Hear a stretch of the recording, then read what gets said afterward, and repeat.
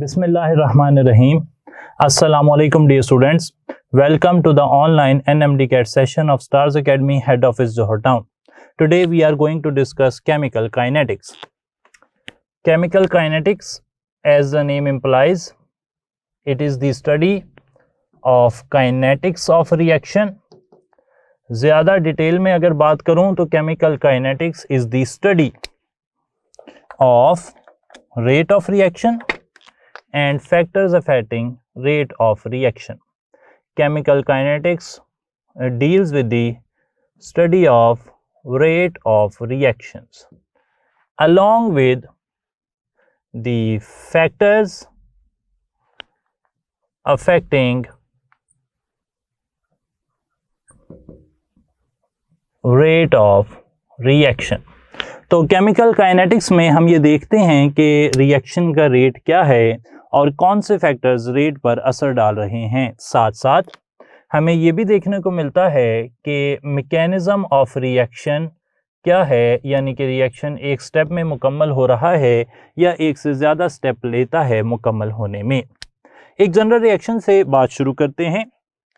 Imagine you have a reactant A, it forms product B. Chemical equilibrium के बिल्कुल opposite यहाँ पर unidirectional reactions की बात की जाती है।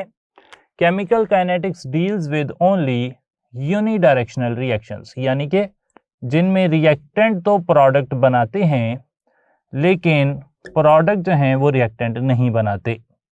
ऐसे रिएक्शंस के लिए आप केमिकल काइनेटिक्स या काइनेटिक स्टडी की बात करते हैं। अगर ए से बी बन रहा हो तो आप यहाँ पर रेट ऑफ रिएक्शन इस तरह लिखेंगे। आप कहेंगे कि for this reaction rate of reaction is equal to change in concentration with respect to change in time. अगर रिएक्टेंट के हवाले से बात की जाए तो ये लिखा जा सकता है minus D A over D T, जबकि प्रोडक्ट के हवाले से ये लिखा जा सकता है D B over D T.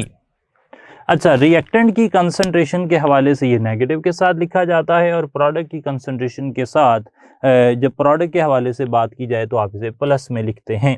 यहाँ से एक बहुत ही आउटस्टैंडिंग इन्फॉर्मेशन एक एमसीक्यू की शक्ल में आपसे पहले पूछते हैं, फिर आगे की तरफ चलेंगे। सवाल के लिए हम इसे ही एज द रेलेवेंट इक्वेशन इस्तेमाल कर लेते हैं और सवाल ये है कि what is not true about this equation।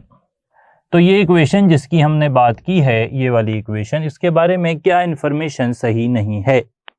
Alpha option rate for reactants is negative, beta option rate for products is positive, Charlie option concentration of reactants decreases with time, या फिर delta option concentration of products increases with time।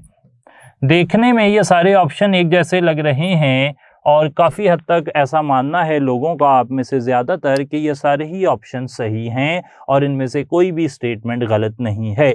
लेकिन मैं आपको बताता चलूँ कि यहाँ पर इक्वेशन जो दी गई है उसके हिसाब से अल्फा ऑप्शन रॉन्ग है। It is not true. Why so? Because rate of reaction कभी भी माइनस में नहीं होता। रेट ऑफ रिएक्शन जो है वो हमेशा मौजूद होता है, उसकी कोई ना कोई वैल्यू होती है, ज़्यादा या कम हो सकती है लेकिन वैल्यू हमेशा होती है।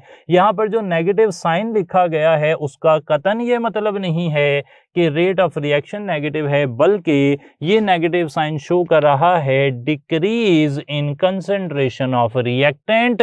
इससे ज़्यादा इसका कोई मतलब नहीं है। नेगेटिव का ये मतलब नहीं है कि रेट जो है वो माइनस में हो गया। रेट माइनस में नहीं होता जी, रेट हमेशा पॉजिटिव होता है। ये साइन जो है ये बता रहा है कि रेट फॉर रिएक्टेंट जो है वो नेगेटिव नहीं है, बल्कि ये बता रहा है कि कंसंट्रेशन ऑफ रिएक्टेंट जो है वो कम हो रही है, जबकि प्रोडक्ट की कंसंट्रेशन प्लस का मतलब है कि वो इंक्रीज कर रही है। तो ये आइडिया आपने ध्यान में रखना है। अच्छा, जब हम बात करते हैं रेट की, तो रेट ऑफ रिएक्शन जो है इसके यूनिट्स की भी बात होनी चाहिए, और रेट ऑफ रिएक्शन के यूनिट्स होते हैं कंसंट्रेशन यानी कि मोल पर डेसीमीटर क्यूब, और टाइम होता है पर सेकंड। रेट ऑफ रिएक्शन आमतौर पर आप दो तरीके से नोट करते हैं। एक को आप कहते हैं कि वो है इंस्टेंटेनियस रेट, जिसे मैं RINS लिख रहा हूं, और एक होता है एवरेज रेट, उसे मैं RAVG लिख रहा हूं। अगर बात की जाती है रिएक्शन के शुरू होने की, स्टार्ट टाइम ऑफ रिएक्शन की, तो एट स्टार्ट आपने ये याद रखना है, जब रिएक्शन कोई भी शुरू होता है तो इंस्टेंटेनियस रेट की जो वैल्यू है वो एवरेज रेट से ज़्यादा होती है। लेकिन अगर एट दी एंड बात की जाए, जब रिएक्शन ख़त्म हो रहा होता है, तब बात की जाए तो एवरेज रेट इंस्टेंटेनियस रेट से ज़्यादा हो जाता है। इंस्टेंटेनियस रेट जो है, जैसा कि नाम से जाहिर है कि वो किसी एक इंस्टेंट पर होता है, एक लम्हे पर होता है, और एवरेज रेट जो है वो between two definite time intervals होता है। एक टाइम आप T1 ले लेते हैं, एक टाइम T2 ले लेते हैं, इन दोनों के दरमियान जो है उसे आप कह देते हैं एवरेज रेट। इसके मुकाबले में अगर आप सिर्फ एक टाइम पर ही बात कर रहे हैं तो उसे आप कह देते हैं इंस्टेंटेनियस रेट। लाइक आप कहते हैं 10:30 पर जो रेट ऑफ रिएक्शन है वो इंस्टेंटेनियस रेट है, और 10:30 से 10:40 तक जो रेट ऑफ रिएक्शन है वो उसका एवरेज जो है वो एवरेज रेट ऑफ रिएक्शन होगा। एक इम्पॉर्टेंट बात यह है कि अगर टाइम इंटरवल जो है डेल्टा टी जिसे कहते हैं, इट अप्रोचेज ज़ीरो, ये ज़ीरो के करीब हो जाए, काफ़ी छोटा हो जाए, तो फिर आर इंस्टेंटेनियस और आर एवरेज आपस में बराबर हो जाते हैं। इन दोनों की वैल्यूज़ आपस में बराबर हो जाती हैं। अच्छा, रेट ऑफ रिएक्शन जो है ना, इसका जो रिलेशन है कंसंट्रेशन के साथ, इस रिलेशन को साबित करने के लिए एक लॉ भी दिया गया है, और उस लॉ को कहते हैं law of mass action. Law of mass action relate करता है कंसंट्रेशन ऑफ रिएक्टेंट को विद रेट ऑफ रिएक्शन। एक इक्वेशन लिख लेते हैं। इक्वेशन हम इस तरह लिख रहे हैं कि A moles of A combine with B moles of B, और वो मिलकर बना रहे हैं C मोल्स ऑफ C और plus D moles of D। तो law of mass action says rate of a chemical reaction is directly proportional to the concentration of reactants raise to power equal to coefficient in balance chemical equation. इसे अगर आप हल कर लें तो यहाँ से बात बन जाती है रेट इज इक्वल टू के कंसंट्रेशन ऑफ ए की पावर स्मॉल ए और कंसंट्रेशन ऑफ बी की पावर स्मॉल बी। जितना कंसंट्रेशन रिएक्टेंट की ज़्यादा होगी उतना रेट ऑफ रिएक्शन ज़्यादा होगा। अगर यहाँ पर मैं ऐसे लिख देता हूँ रेट इज इक्वल टू के, तो इसका मतलब है कि मैंने यहाँ पर कंसंट्रेशन ऑफ रिएक्टेंट्स जो हैं उन्हें क्या मान लिया, उन्हें यूनिटी मान लिया। इस वैल्यू को कहते हैं स्पेसिफिक रेट कांस्टेंट। इसका नाम है स्पेसिफिक रेट कांस्टेंट, और इसे ही वेलोसिटी कांस्टेंट भी कहते हैं, या वेलोसिटी कांस्टेंट कह दें।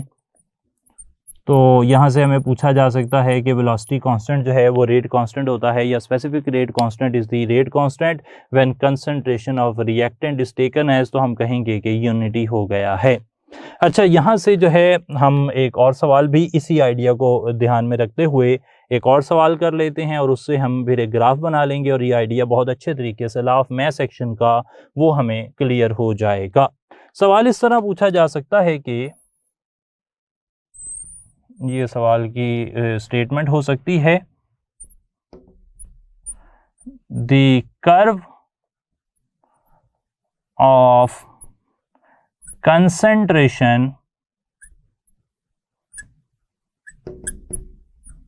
time graph is steepest। Alpha option बना रहे हैं, alpha option at the start of reaction, in the middle of reaction, at the end of reaction through out the reaction. तो साफ जाहिर है कि कंसंट्रेशन टाइम ग्राफ वो रेट को शो कर रहा होता है। मैं बना भी देता हूं, आप इस तरह एक समझें, रिएक्शन टाइम एक्स एक्सिस पर ले लेते हैं और वाई एक्सिस पर हम ले लेते हैं concentration of reactants and products. तो रिएक्शन जब शुरू होगा तो प्रोडक्ट की कंसंट्रेशन वक्त के साथ साथ बढ़ेगी, रिएक्टेंट की कंसंट्रेशन वक्त के साथ साथ कम हो जाएगी।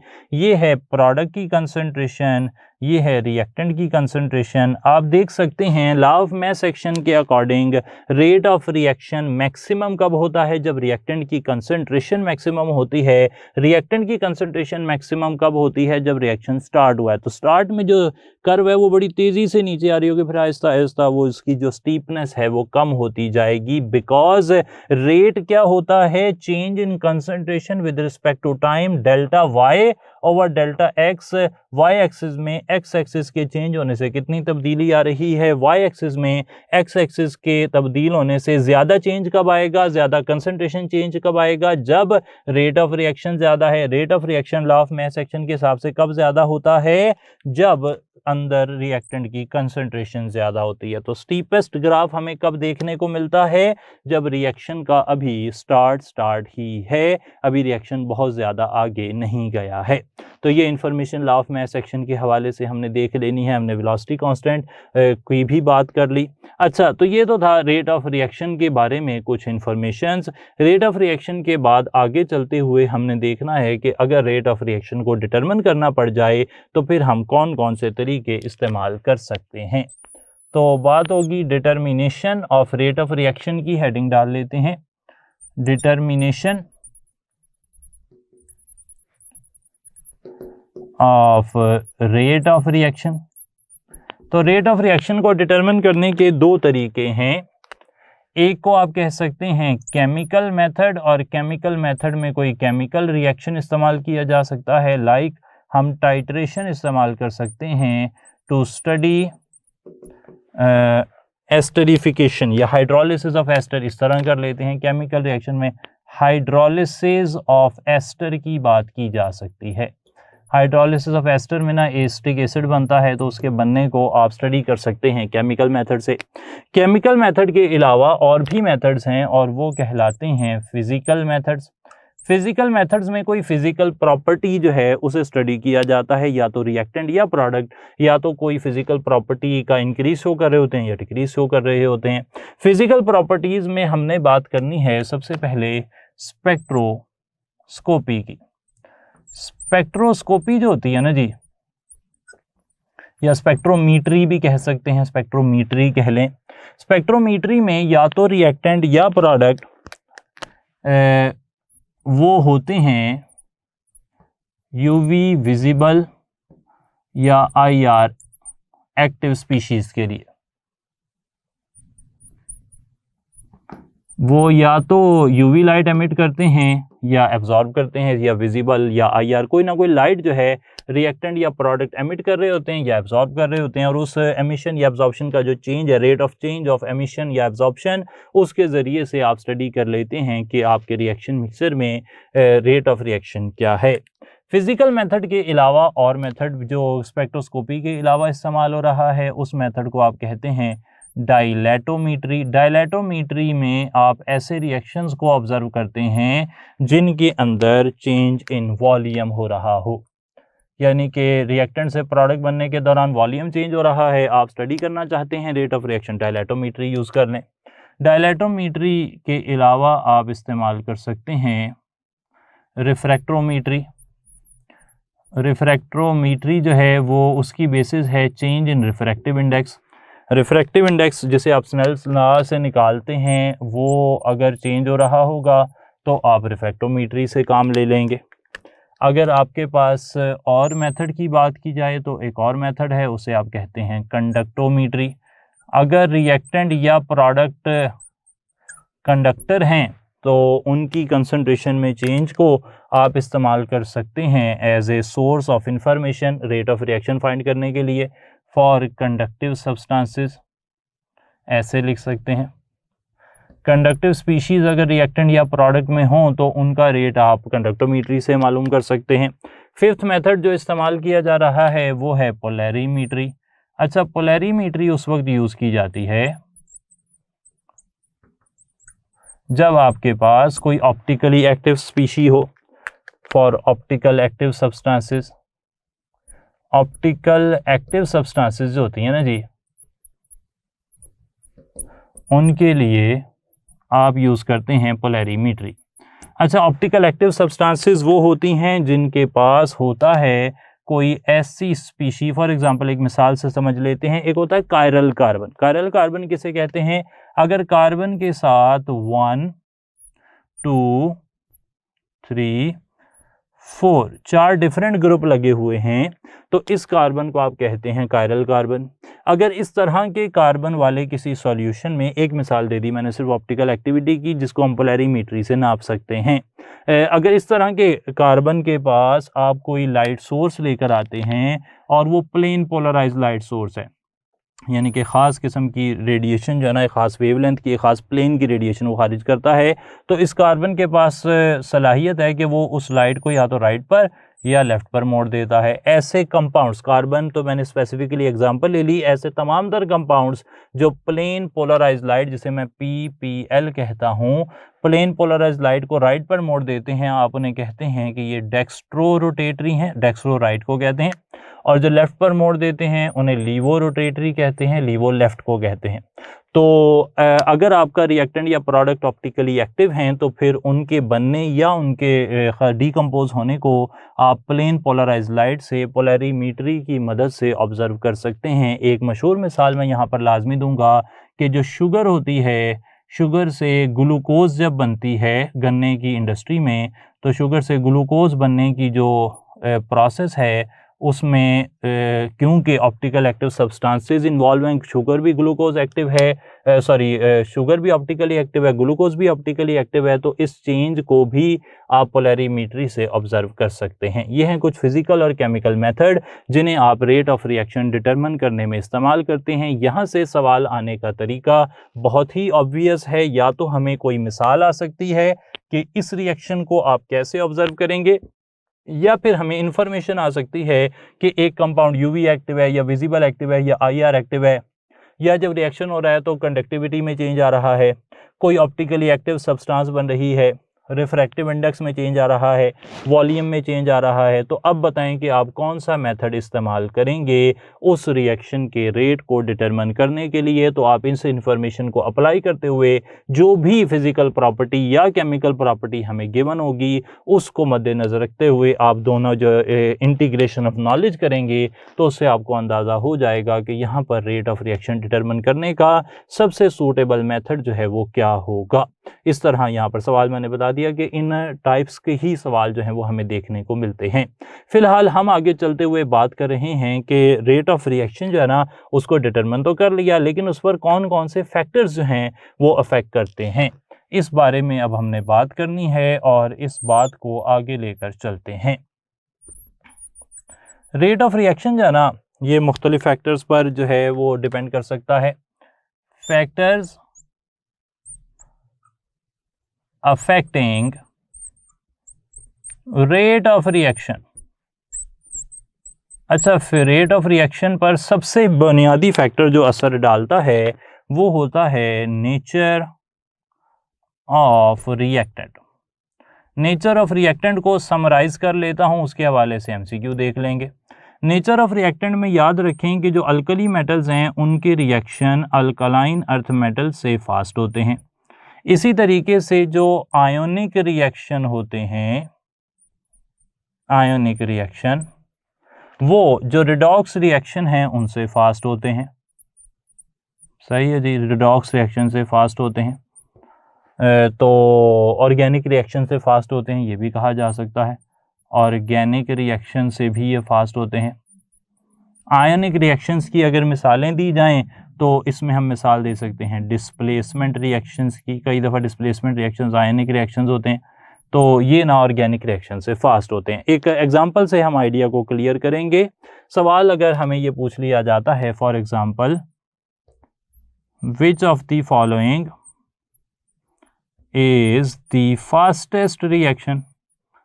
तो यहाँ पर 4 रिएक्शन दिए जा रहे हैं, इनमें से आपके ख्याल में सबसे फास्ट रिएक्शन कौन सा होगा? तो अल्फा ऑप्शन फॉर एग्जांपल हमें कोट किया जाता है कि मीथेन प्लस क्लोरीन, इससे बन रही है मीथाइल क्लोराइड और साथ HCl बन रहा है। बीटा ऑप्शन हमें दिया जाता है कि कार्बन प्लस 2 हाइड्रोजन मिलकर मीथेन बना रहे हैं, एक ये रिएक्शन है। चार्ली ऑप्शन हमें कोट किया जाता है कि एसिटिक एसिड इथाइल अल्कोहल से मिल रहा है और बना रहा है इथाइल एसीटेट, जिसे आप एस्टर कहते हैं, और साथ इसके वाटर बन रहा है। और डेल्टा ऑप्शन में हमें एक डिस्प्लेसमेंट रिएक्शन दे देता है, silver nitrate plus sodium chloride. ये एक आयनिक रिएक्शन भी है और एक डिस्प्लेसमेंट रिएक्शन भी है, और यहाँ से बन रहा है silver chloride plus sodium nitrate. अब सवाल ये है कि इनमें से फास्टेस्ट रिएक्शन कौन सा है? मैंने पहले ही कह दिया कि आयोनिक और डिस्प्लेसमेंट रिएक्शन फास्ट होते हैं बनिस्बत ऑर्गेनिक रिएक्शंस के। अल्फा ऑर्गेनिक रिएक्शन है, बीटा ऑर्गेनिक रिएक्शन है, चार्ली ऑर्गेनिक रिएक्शन है। तो एक ही ऑप्शन यहाँ पर सही हो सकता है और वो है डेल्टा ऑप्शन। तो ये यहाँ पे सबसे फास्ट रिएक्शन होगा। एक और फैक्टर अगर बात की जाए नेचर ऑफ रिएक्टेंट के अलावा, वो फैक्टर जो असर डालता है रेट ऑफ रिएक्शन पर, वो है सरफेस एरिया। और बड़ा स्ट्रेट फॉरवर्ड असर यहाँ पड़ता है। अगर सरफेस एरिया जो है वो ज़्यादा होगा कहीं पर रिएक्शन मिक्सर में, तो उसी हिसाब से उस रिएक्शन का जो रेट है वो ज़्यादा हो जाएगा। सही है जी, एक तो ये बात हो गई। इसी तरीके से हम कह सकते हैं कंसंट्रेशन ऑफ रिएक्टेंट, या आप कह सकते हैं पार्शियल प्रेशर ऑफ रिएक्टेंट। अगर ये ज़्यादा होगा तो भी रेट ऑफ रिएक्शन ज़्यादा हो जाएगा। इस बात का क्या मतलब है? अगर तो कोई सॉल्यूशन है उसमें रिएक्टेंट की कंसंट्रेशन ज़्यादा होगी तो लॉ ऑफ मास एक्शन के मुताबिक उसका रेट ज़्यादा होगा। दूसरी बात मैंने क्या कही, अगर गैसियस सब्सटेंसेस हैं तो गैसियस सब्सटेंसेस की कंसंट्रेशन इतनी इंपॉर्टेंट नहीं है, उनके लिए हम पार्शियल प्रेशर नोट करते हैं। तो अगर गैसेस का पार्शियल प्रेशर ज़्यादा होगा तो भी उनका रेट ऑफ रिएक्शन ज़्यादा हो सकता है। इन दो फैक्टर्स के साथ एक और फैक्टर्स आता है। एक और फैक्टर कौन सा आता है? वो है लाइट ऑफ डिजायर्ड वेवलेंथ।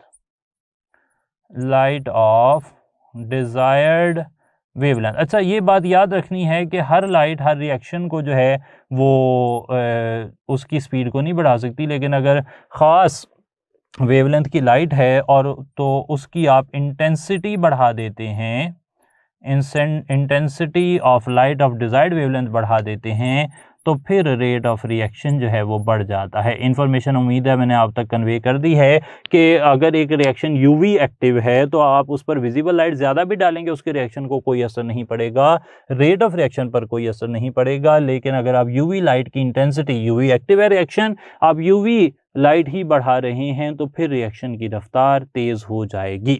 ये भी बात क्लियर हो गई। इस हवाले से भी एक अच्छा सवाल जो है वो हमारे समझना चाहिए, हमें ज़रूरत है उसे देखने की, तो उसे भी देख लेते हैं। अच्छा, सवाल फॉर एग्जांपल इस तरह पूछा जा रहा है हमें कि light increases rate of reaction by. अच्छा, लाइट जो है ना वो रेट ऑफ रिएक्शन को बढ़ाती है, ये बात तो सही है, कुछ रिएक्शंस के लिए ये काम करती है। तो ऐसा क्यों होता है? By lowering energy of reactants. Beta option increasing energy of reactants. Charlie option triggering slowest step. Delta option acting as catalyst. अच्छा, लाइट कैसे रेट ऑफ रिएक्शन को बढ़ा देती है, ये सवाल हमें पूछा जा रहा है। हमने बता दिया, याद रख लिया, समझ लिया कि जी लाइट जो है ना उसका काम क्या है। लाइट एक ऐसा रिएक्शन जो खुद ब खुद नहीं हो रहा था, बड़ी स्लो पेस पर हो रहा था, उसकी रफ्तार को तेज़ करती है। अच्छा, रफ्तार को तेज़ कैसे करती है? क्या वो रिएक्टेंट की एनर्जी कम करती है? जी नहीं। क्या वो रिएक्टेंट की एनर्जी बढ़ा देती है? नहीं। ऐसा ना रिएक्टेंट की एनर्जी बढ़ाने का जो काम है वो तो टेम्परेचर कर देता है, लेकिन लाइट जो है ना वो जो स्लोएस्ट स्टेप है जिसमें कोई कार्बोकैटाइन या कोई फ्री रेडिकल या कार्बन आयन या ट्रांजिशन स्टेट बननी थी उस स्टेप को फास्ट करवा देती है, उस स्टेप में कोई ऐसे चेंजेस लेकर आती है। फॉर एग्जांपल अगर आप मीथेन प्लस क्लोरीन का ही रिएक्शन देख लें तो मीथेन प्लस क्लोरीन इस रिएक्शन की बात कर रहा हूं। इस रिएक्शन का जो पहला स्टेप है ना जी, वो स्टेप क्या है, वो है क्लोरीन से Cl2 से क्लोरीन रेडिकल बनना। अच्छा, ये बड़ा स्लो स्टेप होता है।